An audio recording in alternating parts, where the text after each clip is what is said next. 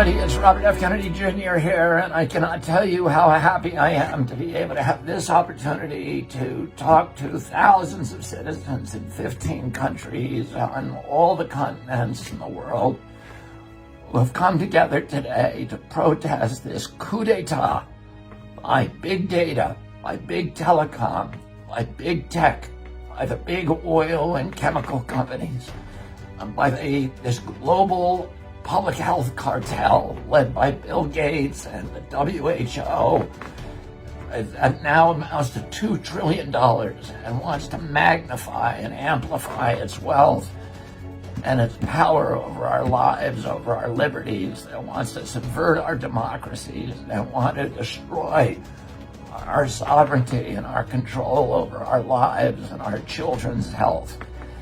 And I want to remind you, those of you who are not Americans, of something that every American child learns when we're growing up in this country about our history.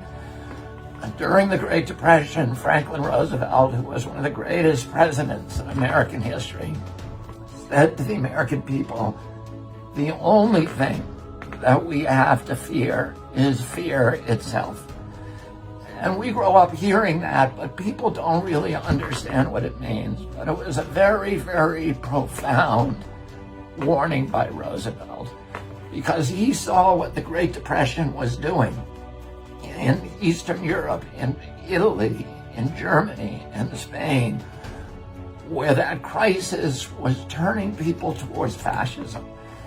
In the Eastern countries, where the same crisis was turning citizens and governments towards communism, and also causing the collapse of governments all over the world. And in our country, in the United States, it's hard for people to remember today that almost a third of the people in our country were completely disillusioned with capitalism and wanted to turn to communism, and another third wanted to turn to fascism. And Franklin Roosevelt wanted to preserve our country for democracy, for free market capitalism, for civil rights, and to preserve our Constitution. And he recognized that the weapon of authoritarian control was going to be fear.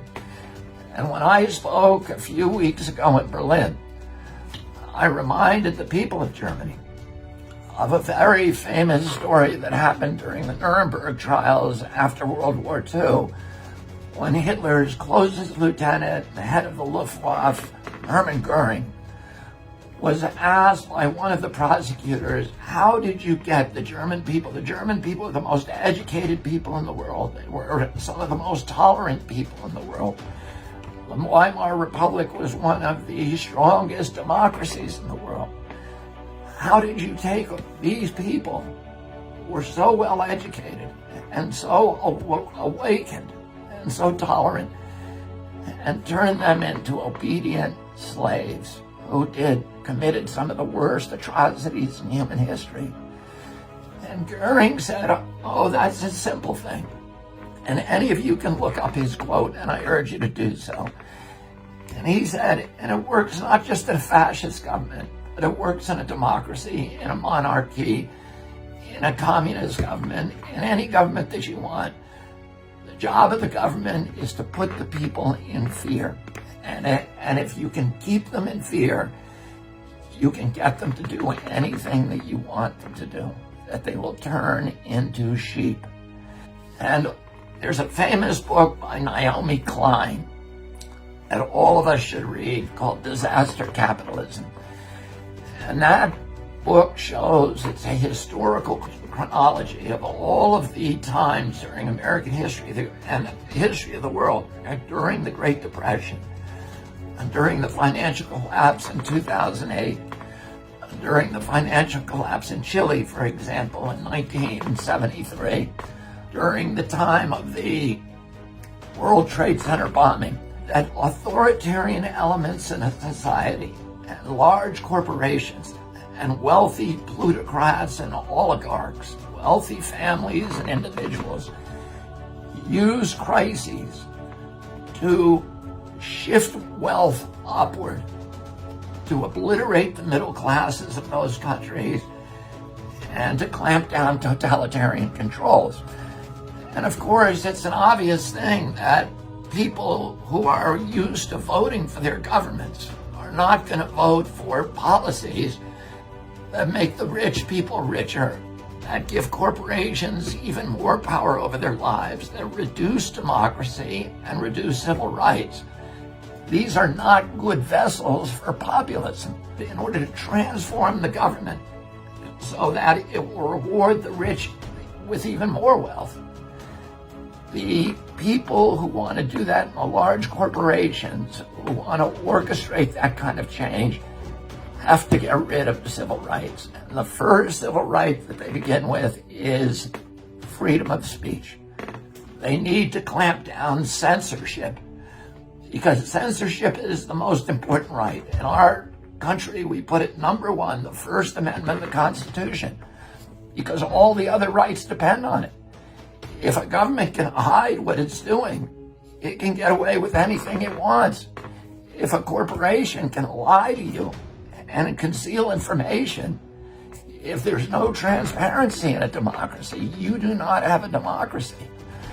So if you want to get rid of all the other rights, like freedom of assembly, which you are exercising today, some of you are exercising at great threats. Some of you will suffer. Some of you will be jailed. Some of you will suffer injuries. But that is a basic right. The right to freedom of expression, the right to jury trial, the right to freedom of religion, the right to privacy, the right to have governments that don't spy on you and keep your information.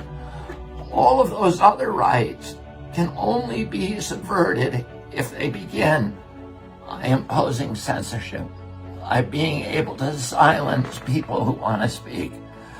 So the coup d'etat that we are all fighting today is a coup d'etat that starts with a conspiracy between the government agencies and the big technology companies, the Silicon Valley billionaires, people like Zuckerberg and Bill Gates, and the people who run Google and Facebook and Pinterest and all of these other Silicon Valley corporations who are now in this conspiracy to make sure that we cannot talk about our grievances. We cannot say bad things about pharmaceutical products. We cannot question government policies that make no sense to us.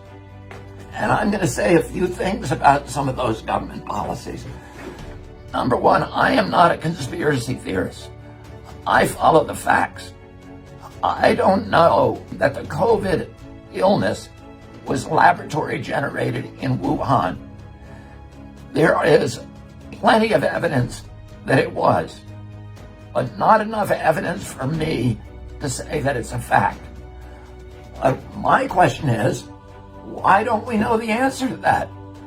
Why is Tony Fauci not being asked that question? Why is President Trump not launching an investigation? Or President Xi or the presidents of any of these countries saying, where did this come from? Because we need to know that. The global citizens, this is the worst calamity in history. And nobody seems curious about where this actually comes from. We know it didn't come from a bat in the wet market in Wuhan.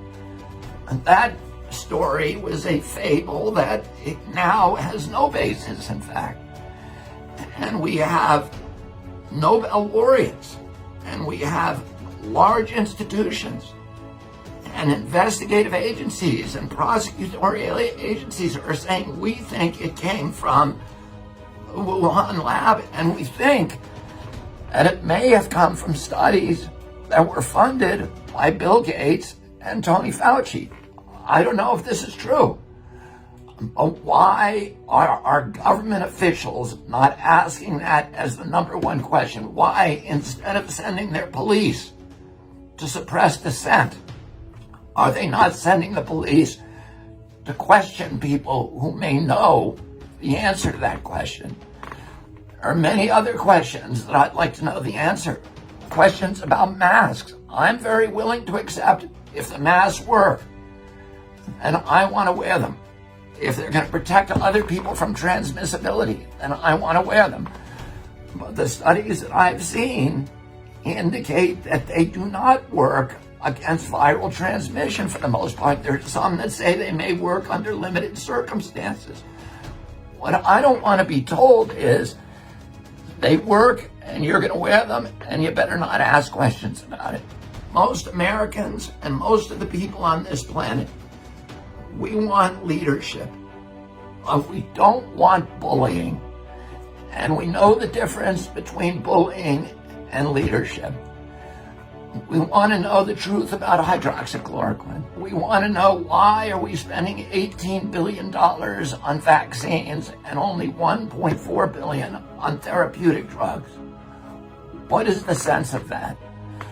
There are many, many other questions that we in a democracy have a right to have answered without being called conspiracy theorists, without being vilified as being inconsiderate or being bad citizens.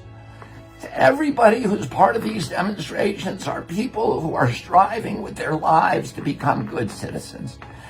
Now, let me tell you what we need to do to win this battle. The only way we can win it is with democracy. We need to fight to get our democracy back, to reclaim our democracy from these villains who are stealing it from us. And you notice the people who are getting richest from this quarantine are the same people who are censoring criticism of the quarantine. Who is becoming the richest? Jeffrey Bezos. $83 billion he's made. And he owns Amazon, and he is censoring books that criticize the quarantine. Zuckerberg, who owns Facebook, who's made tens of billions of dollars by this quarantine. And he is censoring information that is critical of the quarantine. He censors my Instagram. He censors my Facebook. My Twitter page is also censored. And all of these people are the people who are making billions of dollars on the quarantine. And what I want to know is a simple question. Is the quarantine actually effective? You know, we've had plenty of pandemics in the past. In 1969, we had a Hong Kong flu pandemic that killed 100,000 people in the United States. It's the equivalent of 200,000 people today. That's the same number of people who are being killed by coronavirus. Did we go into lockdown? No. Did we wear masks? No. We went to Woodstock. We went to the Democratic Convention in Chicago and had huge crowds of people. Nobody was told to lock down and don't see your girlfriend and wear a mask and don't go out of your house and shut down your business and bankrupt every business in the country. Last year, there were 1.6 million people in the world who died from tuberculosis. We have 1.6 million people die every year from tuberculosis. We're not wearing masks. We're not on lockdown. What's the difference between tuberculosis and coronavirus? Tuberculosis has a vaccine, and the vaccine costs about $3. And that's why we're not on lockdown, because nobody is making $39 a vaccine or $300 a vaccine the way that Moderna and AstraZeneca and Johnson & Johnson are making from this catastrophe. And that is the only reason that I can think of. And I'm happy if somebody tells me there's another reason. But let's hear it. Don't just shut me up. Don't just tell me that I can't debate. Here's what we need to do. We need to do exactly what you're doing today. We need to come out on the street and we need to stick together. What the big tech villains and scoundrels and Mark Zuckerberg and Jeffrey Bezos and Bill Gates and Tony Fauci want you to do is they want us fighting with each other. They want blacks fighting against whites. They want Republicans fighting against Democrats. They want everybody polarized. They want everybody fragmented. Because they know that if we all get together, we're going to start asking questions. And those are questions that they can't answer. Why are you getting rich and why are we all getting poor? And what's the difference between tuberculosis and coronavirus? And why are we not wearing masks for the tuberculosis, but we are for the coronavirus? And where did it all come from? And all of those questions that we deserve an answer to, and we're not getting answered. We need to stick together. If you're a Republican or Democrat, stop talking about that. Stop identifying yourself. The enemy is big tech, big data, big oil, big pharma, the medical cartel, the government totalitarian elements that are trying to oppress us, that are trying to rob us of our liberties, of our democracy, of our freedom of thought, of our freedom of expression, of our freedom of assembly, and all of the freedoms that give dignity to humanity. And the last thing that all of us need to do is we need to stay educated and informed. And one of the things that I want to announce to you today is that Children's Health Defense, my organization, with the help of many of you who are in these crowds, is launching a journal, a daily journal, and we are going to weaponize information for you. We're going to tell you what the newest science is. We're going to take all the information that is censored everywhere else, and we're going to reprint it in our publication. And you can get that every day. So if you see something that is censored, we want to hear about it because we want to put it up. We are going to be the enemies of censorship. We are going to be the refuge. And we're going to allow debate. We're going to make sure it's civil debate. We're going to encourage people to be nonpartisan. We're going to allow people to come and have different opinions than us. We are not scared of debate the way pharmaceutical company and Bill Gates and Mark Zuckerberg and Jeffrey Bezos and Tony Fauci are terrified of debate. We welcome debate. We want to hear, if you've got a different opinion than me, I want to hear about it and I want to see your science. And I want the public to hear us talking about it and debating about it, because the free flow of information, the cauldron of debate, is the only thing that allows governments to develop rational policies in which self-governance will actually work and triumph. You are on the front lines of the most important battle in history, and it is the battle to save democracy and freedom and human liberty and human dignity from this totalitarian cartel that is trying to rob us simultaneously in every nation in the world of the rights that every human being is born with. So thank you for your courage, thank you for your commitment, and thank you for your brotherhood. And I can pledge to you that I will go down dying with my boots on, fighting side by side with all of you to make sure that we return these rights and preserve them for our children. And I will see all of you on the barricades. Thank you.